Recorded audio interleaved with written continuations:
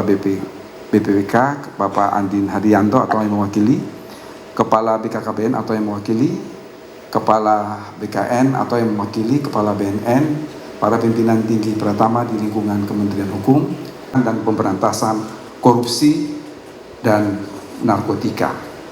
Bapak Ibu berangkat dari astacita tersebut ketika kita berbicara mengenai reformasi hukum, maka ada 3 hal penting yang harus kita perhatikan bersama, yang harus kita dalami, dan yang harus kita perhatikan. Yang pertama, ketika berbicara mengenai reformasi hukum, tidak lain dan tidak bukan adalah substantif dari hukum itu sendiri.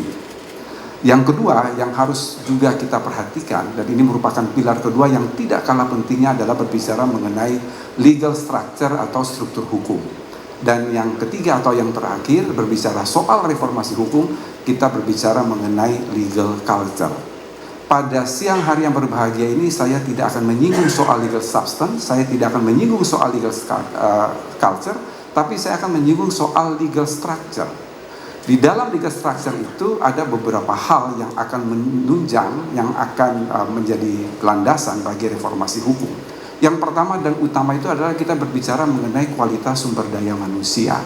Dan hal ini sangat terkait dengan apa yang menjadi tugas dari BPSDM. Sebab apa? Sebab di dalam legal structure itu ketika kita berbicara mengenai profesionalisme aparatur sipil negara, profesionalisme aparat penegak hukum, maka ada 2 faktor penting yang paling harus kita cermati di dalam profesionalisme aparat penegak hukum, di dalam profesionalisme aparatur sipil negara.